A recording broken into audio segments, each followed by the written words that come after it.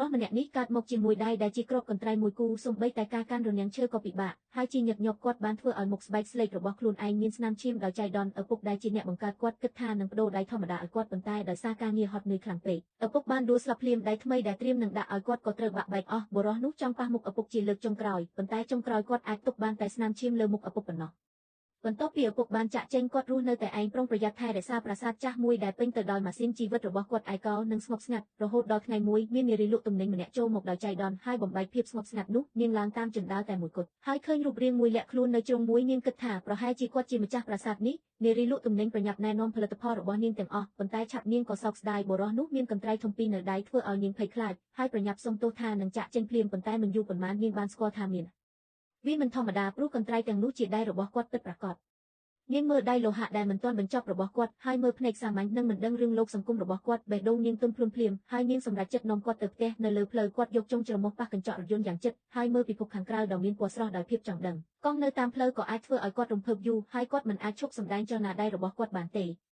ពេលចូលដល់ផ្ទះនារីលក់ទំនិញបុរសនោះមិនអាចជឿភ្នែកខ្លួនឯងបានទេអ្វីទាំងអស់មើលទៅដូចសុបិនក្នុងរឿងព្រេងភ្លើងពណ៌លឿងកក់ក្ដៅនិងរូបថតគ្រួសារដែលពោពេញជញ្ជាំងធ្វើឲ្យគាត់មានអារម្មណ៍ច្របូកច្របល់នៅក្នុងបន្ទប់ដែលនាងរៀបចំឲ្យគាត់ឈរមើលកញ្ចក់ហើយឃើញខ្លួនឯងយ៉ាងច្បាស់ជាលើកដំបូងមុខស្លេកសក់រញ៉េញ៉ៃនិងដៃកន្ត្រៃដែលមិនសមនឹងពិភពលោកនេះគាត់ព្យាយាមប៉ះខ្លួនឯងប៉ុន្តែត្រូវរបួសថ្មីមួយពេលប៉ះក្រែទឹកគាត់ចាក់រន្ធមួយភ្លាមហើយប្រញាប់យកទុកតាមក្បិតពេលពាក់ខោគាត់នៅតែរំពាក់ខ្លួនដូចសត្វពេញគេងនារីលក់ទំនិញតែងតែជួយដោះស្រាយបញ្ហារបស់គាត់ដោយអត់ធ្មត់ពេលញ៉ាំអាហារពេលល្ងាចដៃកន្ត្រៃរបស់គាត់ប៉ះឧបករណ៍បរិភោគធ្វើសម្លេងចង្កាននាងបានផ្ដល់កាំបិតបឺឲ្យគាត់ហើយបង្រៀនឲ្យប្រើកណ្ដាប់ដៃចុចនំប៉័ងឃើញថាគាត់ពិបាកស្លៀកពាក់គាត់មានអារម្មណ៍ខ្មាស់អៀនញញឹមហើយជួយរៀបចំអាវឲ្យគាត់ដោយការលើកទឹកចិត្តពីនាងបុរសនោះចាប់ផ្ដើមព្យាយាមបញ្ចូលខ្លួនទៅក្នុងជីវិតសង្គមយឺត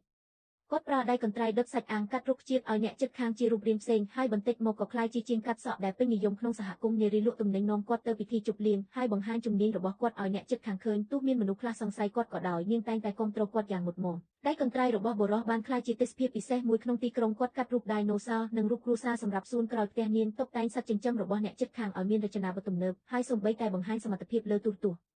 នារីលក់ទំនិញជួយគាត់ឲ្យមានឱកាសបើកហាងកាត់សក់ប៉ុន្តែអកុសលព្រោះគាត់គ្មានកំណត់ត្រាអត្តសញ្ញាណទើបមិនអាចសម្រេចបានទោះជាយ៉ាងណានាងមិនដែលបោះបង់ឡើយបុរសក៏តបស្នងការល្អរបស់នាងតាមវិធីរបស់គាត់ដោយឆ្លាក់មុខញឹមរបស់នាងលើទឹកកកកណ្ដាលយកដេរវាំងនន់ឲ្យនាងដោយដាវនិងបង្កើតទេសភាពព្រៅទឹកកកដូចសុបិនសម្រាប់ទីក្រុង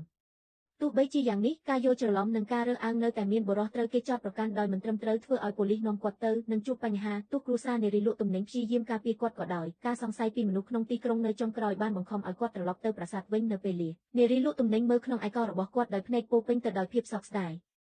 ជាច្រើនឆ្នាំបន្ទាប់មករាល់ពេលបុណ្យណូអែលព្រើតែងតែធ្លាក់នៅលើទីក្រុងនោះគឺជាការត្រេកអរនិងការអាណិតអាសូរដែលបុរសមានដៃកន្ត្រៃបានឆ្លាក់ចេញពីប្រាសាទហើយក៏ជាកម្ដៅដែលនារីលក់ទំនិញមួយពេលបាននាំមកឲ្យគាត់ដែលនឹងស្ថិតនៅក្នុងដៃកន្ត្រៃត្រជាក់របស់គាត់ជារៀងរហូត